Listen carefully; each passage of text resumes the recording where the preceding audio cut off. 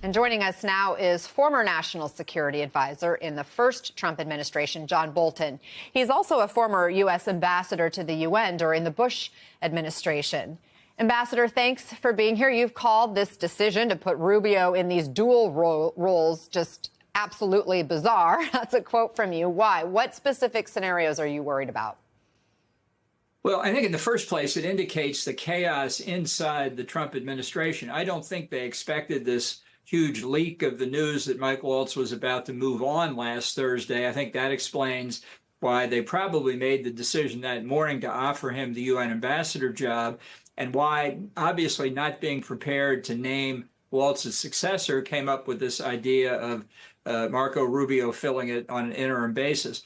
The example of Henry Kissinger that the administration has thrown out as a precedent is not a good look for the administration. Nixon was in the depths of Watergate, a real constitutional crisis, when he put Kissinger in that role.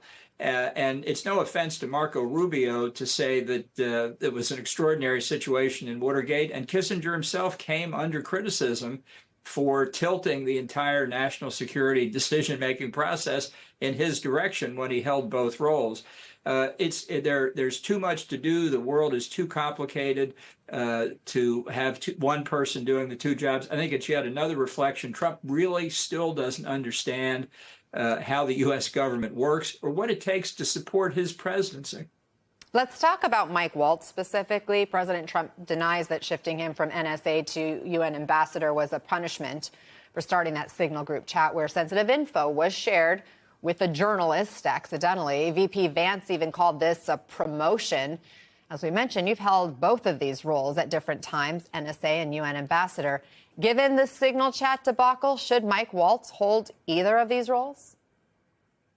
Well, I think the Senate's going to decide that. His confirmation hearing is going to be something to behold when it's not just Signalgate that he's asked about, but whatever other chat groups he may have set up on Signal. I think that giving him this consolation prize, and don't get me wrong, I love being UN ambassador, but compared to being national security advisor, it's not a promotion. It really is a consolation prize.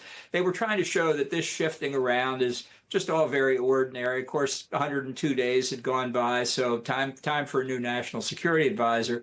There's just no explanation other than that the administration was caught off guard, and they're doing everything they can as sort of propaganda to try and convince people that it's nothing to see here, move along.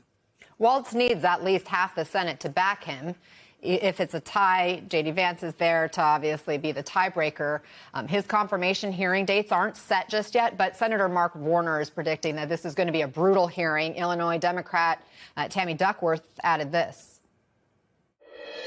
He's not qualified for the job just by nature of the fact that he participated in this Signal chain. In fact, I think everybody on that Signal chain needs to be fired because not a single one of them spoke up and said, hey, this is inappropriate.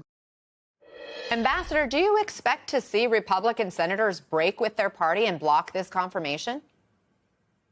Well, I think the likelihood of that, based on performance to date, is pretty small. But it's hard to say what will come out in this hearing. And Waltz may live to regret that he actually agreed to go through it. But there's always the possibility of a recess appointment. Back when I was up for that job, you still needed 60 votes to break the filibuster. I had 57, but it wasn't enough. So George W. Bush gave me a recess appointment, and Waltz could get that as well. I want to get your take on something else we heard from President Trump in his interview with Meet the Press yesterday when he was asked about the notion of invading Greenland. Listen. I don't say I'm going to do it, but I don't rule out anything. No, not there. We need that. We need Greenland very badly. Greenland is a very small amount of people, which we'll take care of and we'll cherish them and all of that. But we need that for international security. The very idea of taking Greenland by military force, your reaction to that, is that American? Well, it's not going to happen. If it did, it would provoke an impeachment crisis almost immediately. Donald Trump very often gets about 10% of something right and then just makes a mess of the rest of it.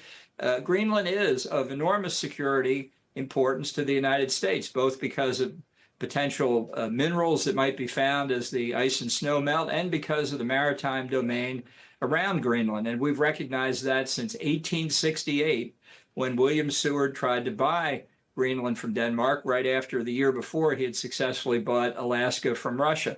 And I could go through a lot more history in that regard. If we could just stop talking about invading Greenland and get some diplomats from Denmark and Greenland and the U.S. behind closed doors, I think we could resolve this very satisfactorily. In the Cold War, we had as many as 16 military bases on Greenland. We can take care of the situation on our behalf of all NATO members, without talking about invasion. Former Ambassador John Bolton and former National Security Advisor, thank you very much. Appreciate your perspective.